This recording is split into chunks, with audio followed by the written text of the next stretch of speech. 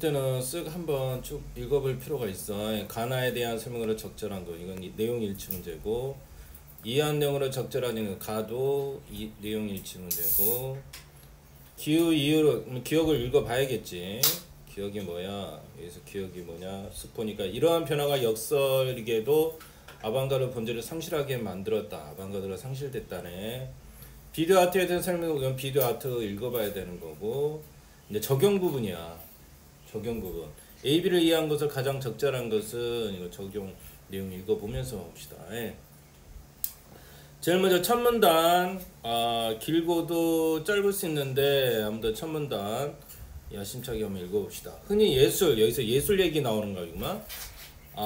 고상한 소재를 활용하여 아름다움이나 만족을 주는 특별한 작품이나 행위를 떠올린다. 하지만 문제 제기 또 현대 예술에서는 고상함을 찾기 힘들다. 그래. 현대 예술에서는 고상함을 찾기 힘들어. 이제 문제 제기하지. 일상적 소재를 활용하기도 하고 추함이나 불쾌함을 전달하기도 한다.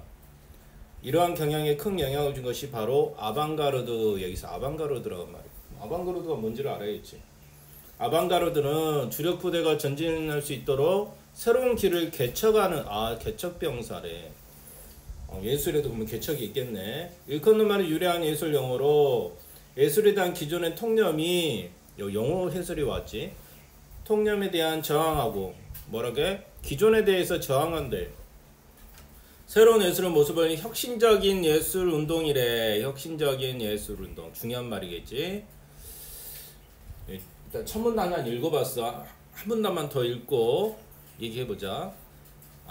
두 번째 문단은 여기서부터 어디까지? 여기까지. 그지?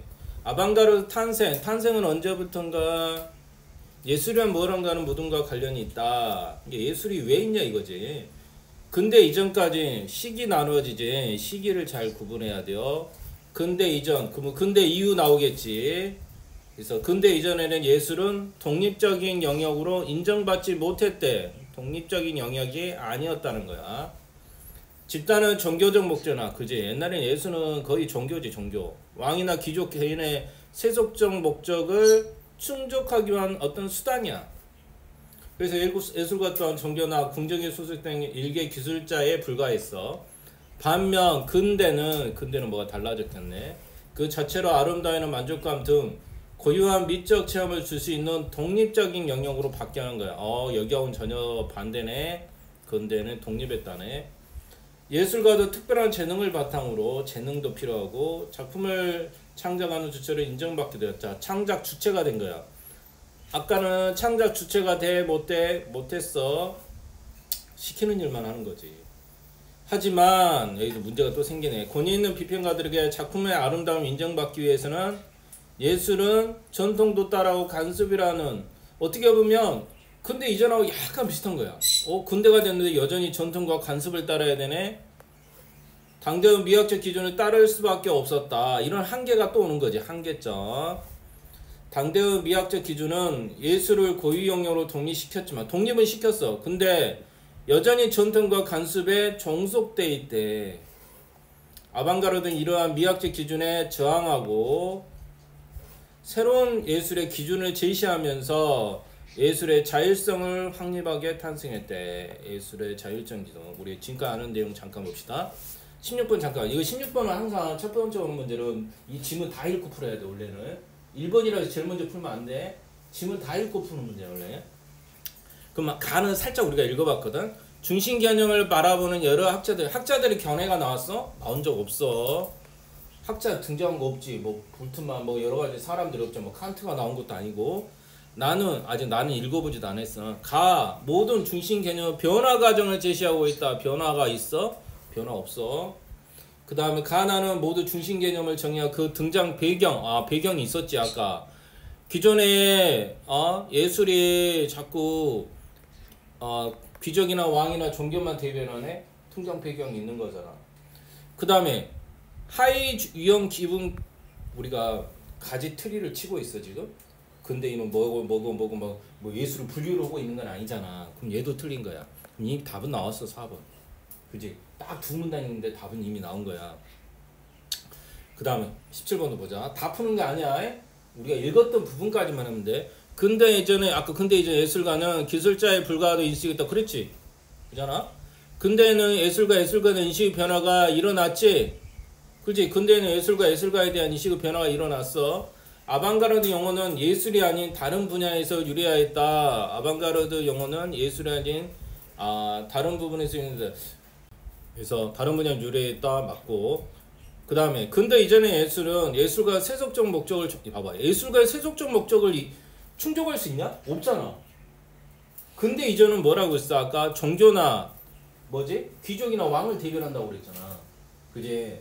예술가가 주체가 될 수가 없어. 주장을 할 수가 없단 말이야. 이게 얘가 틀린 거지. 결국 4번이 틀렸던 거야. 그지? 이미 답이 나왔어. 근데 예술가는 전통을 따랐던 이유는 작품의 아름다움을 비관 인정받혀. 그치?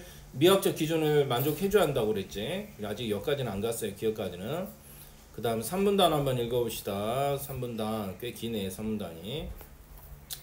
아방가르드 관점에서 예술가는 전통이나 관습에 적극적으로 저항하면 아까 개척의 개념이 있으니까 저항의 의미 있다는 거.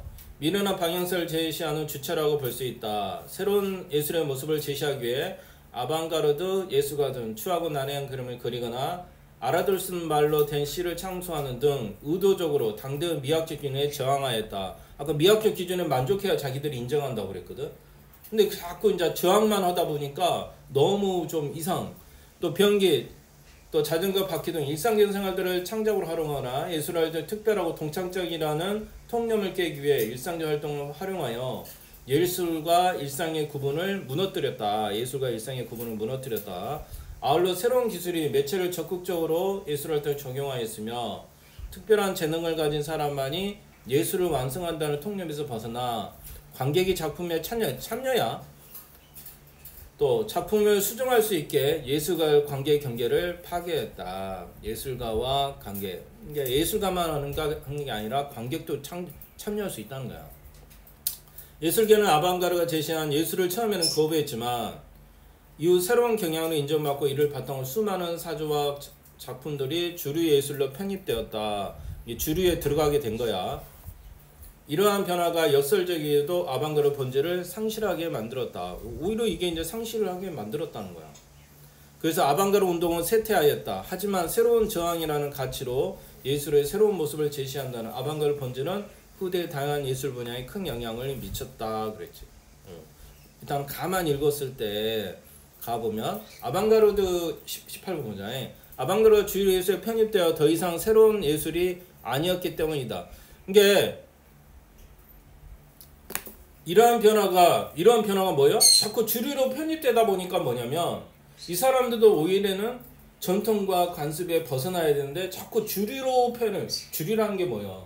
예술 큰 틀에 들어가려고 한다는 거야. 자꾸 거기에 들어가다 보니까 결국 아방가르드도 독립할 수 없는 상황에 놓이게 되는 거지. 그지? 어떻게 보면 쇠퇴지. 그러니까 1번 보면 아방가르드 주류 예술에 편입되다 보니까 더 이상 새로운 예술이 나타날 수가 없는 거지. 그지? 오히려 거기에 묻혀버려. 그럼 답이 1번이네. 이미 답이 1번 나왔어. 2번. 아방가르드 운동은 쇠퇴로 인해 이를 뛰어넘는 새로운 예술. 아니야. 쇠퇴했기 때문에 이제 더 이상 없어. 새로운 건 없어. 아방가르드 바탕으로 한 작품들이 등장하면 기존의 주류를 예술을 보완하려고 하는 게 아니잖아. 뭐 보완의 의미가 아니야. 아방가르드 추구하는 예술가의 모습이 기존의 주류 예술계에서 인식하는 예술가의 모습과 같지 않기 때문이다. 아방가르드도 주류로 편입한다고 그랬잖아. 그지? 같지 않기 때문에 그게 아니지. 또 아방가르드 제시하고 있는 예술의 방향성이 기존 주류 예술계와는 미학적으로 부합한다고 그랬잖아. 부합하려고 노력하다 보니까 문제가 생긴 거야. 역효까지. 그지? 19번하고 20번 남았습니다. 이건 나를 읽고 풀어야 되는 문제. 한번 읽어봅시다. 첫 문단은 짧네. 기술 발달과 아방가르드 예술 영향을 준 거지. 이제 비디오 아트가 등장하네. 비디오 아트. 뭔가 보자. 비디오 카메라로 촬영한 영상을 텔레비전과 같은 대중매체를 활용해 상영하는 방식에 대한 기반한 미술의 한 갈래이다. 그치? 비디오 카메라로 촬영한 거, 그럼 우리 뭐 영상 찍는 거 맨날 그런 거 하는 거 아니야. 비디오 아트는 두 번째 단어. 미술이 대중문화에 유식되어 그 역할과 이상이 흔들리자 그 대안으로 되신다. 비디오 아트가 하나의 대안으로 되고 1960년대 미국을 중심으로 텔레비전 보급은 텔레비전 어떤 생기니까 대중문화 학살을 일으켰다 그랬지. 하지만 이것도 문제가 생기네. 텔레비전 방영하는 영상은 국가나 기업에 의해 일방적으로 편성된다. 그지? 일방적인 건 좋은 게 아니지. 그지? 그 내용은 국가 이념이나 상업적 가치, 흥미 위주로 구성된다. 대중들은 이러한 일방적인 메시지를 수동적으로 받아들일 수밖에 없고, 이러한 상황에서 가정용 비디오 카메라 보급은 그제 이제 가정용도 나왔어.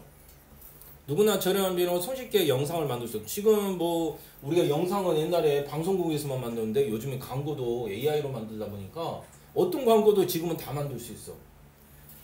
이런 메시지를 일방적으로 수용했던 대중을 메시지를 적극적으로 생산하고 소통하는 주체로 변화가 시켰어. 그제 국가에서 누구로 개인으로 바뀐 거야.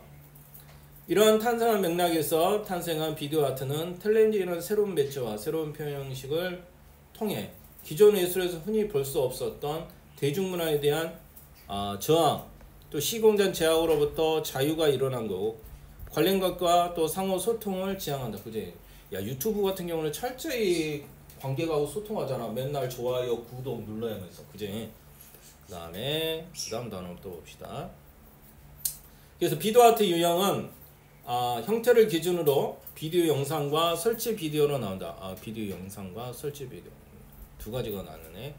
비디오 영상은 맥락 없는 이미지, 우리가 늘 만들었던 거, 비화면 등의 실험적 이미지의 비판적인 담아 영상 자체를 의미한다.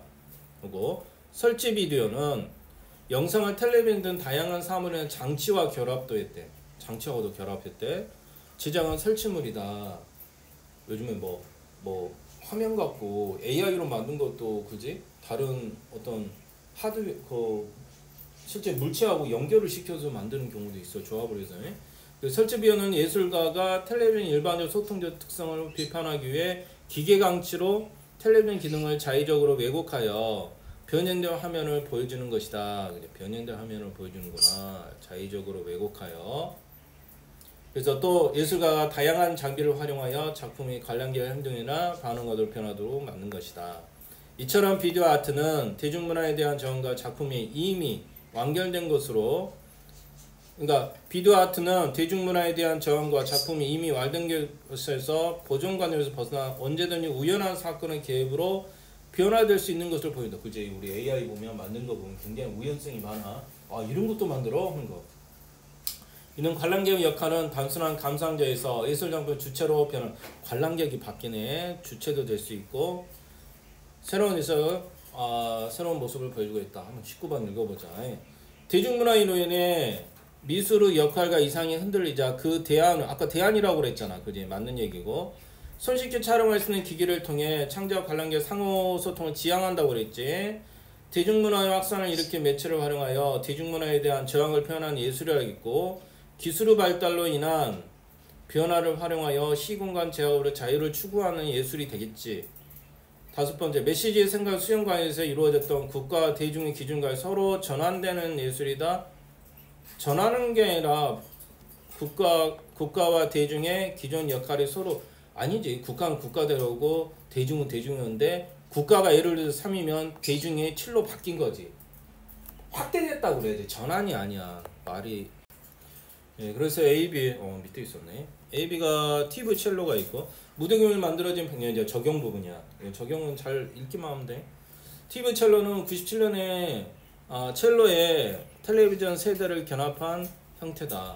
그래서 출력하는 이 작품에서 출력되는 영상은 첼로리스트 즉 즉흥 연주나 행동이 변하여 변형된다. 첼로하고 텔레비전을 연결한 거 그거고. 또 B는 닉슨은 텔레비전 2대에서 변조장치, 이거 A든 B든 하나만 일단 먼저 읽고 해도 돼. 이걸 다 읽고 안 해도 돼. 그럼 A만 보는 거야. 설치 비디오 유형에 해당하지. 그지? 기계하고 첼로하고 결합을 한 거잖아. 텔레비하고. 새로운 매체를 예술활동에 적용했다는 점은 새로운 예술을 모두 제시했다고 볼 수 있지. 그지? 새로운 모습을 제시한 거잖아. 이거 맞네. 바로 1번이네. 이것도. 바로 나와버리네. 그 다음 2번, 텔레비전 자의적 조정을 보여주는 텔레비전 기능을 자의적 보여주는 A는, 맞는 말 여기까지는, 기존에서 보였던 예술 관객 사이 경계를 파괴하려고 했냐? 파괴가 아니지. 관객이 훨씬 더 예술가와 예술가가 관객이 참여할 수 있도록 만들었다고. 그냥 무조건 파괴라고 하면 안 되지. 무조건 파괴라고 하면 안 되는 거야. 다음 3번 비디오 영상 유행. B 나왔네. 또 A가 어디 있어? 여기 있지. 실험적 이미지를 활용한 A. 그지? A. 일상적 활동을 예술에 적용하여 기존의 예술 정통을 발전시키는 새로운 예술의 모습을 제시했다고 볼 수 있고. A는 맞아. 일상적 활동을 예술에 적용하여 기존의 예술 전통. 근데 전통이라고 하니까 좀 그런다. 전통은 아까 벗어나는 개념이라고 그랬잖아. 지금 전통과 관습을 자꾸 벗어나려는 시도가 비디오 아트거든. 아방가르드 하나의 예라고 그랬잖아. 그럼 전통은 여전히 발전시켜? 그건 아니야. 이런 말은 바로 지워버려야 돼. 그 다음 B는 보자. 백남준의 니스는 텔레비전 2대의 변조 장치를 결합한 작품으로 화면에 계속 등장한 니슨 등의 얼굴을 여러 형태로 일그러진 희화한 이미지를 보여줘서 관객에게 보여준다. B 보자. 3번 비디오 영상 유형에는 근데 이미 1번이 맞았으면 사실 2번, 3번, 4번, 5번을 볼 필요 없는데 그래도 설명을 해야 되니까 보자. 비디오 영상 B는 예술에 대한 기존 통념에 저항함으로써 새로운 예술의 모습을 보여준다. B는 예술에 대한 기존 통념에 저항. 통념에 저항하는 거냐? 통념이 어떤 생각에 저항하는 게 아니잖아. 그지? 어떤 여러 가지 조합으로 해서 희화한 이미지를 만들었대. 기존 통념이 뭔데? 그지? 통념이란 말도 좀 말이 안 되는 거야. 그지? 그 다음에 B가 과연 비디오 영상 유형인가 한번 봐봐요. 비디오 영상 유형에는 들어갈 수는 있는데 근데 단지 이미지만 보여주고 아까 비디오 영상하고 설치 비디오하고는 좀 다르다고 그랬어요. 비디오 영상을 만들 영상만 보여주는 거야. 순수하게 영상만 만지는. 근데 이미 텔레비전 2대 변조 장치를 결합한 작품이라고 했는데 이게 영상만 보여준 건 아니잖아. 그럼 이것도 설치 비디오인 거지. 그지? 그래서 기존에 영상만 유행했던 이 말도 틀린 말이에요. 4번 작품이 언제든 우연히 개입되어 변할 수 있는 것을 보여주는 B는 일상적인 소재를 활용해서 대한 기존 관점의 문제점을 드러낸 것도 없어. 그지? 그래서 결국 답은 이미 1번. 예? 이렇게 해결하면 됩니다. 됐죠? 그래서 모든 문제를 읽으면서 다 해결했다. 아까 19번 아까 1번이었죠? 아니야. 적절하지 않은 거 5번이었죠? 그래서 모든 문제 이렇게 풀어내면 됩니다.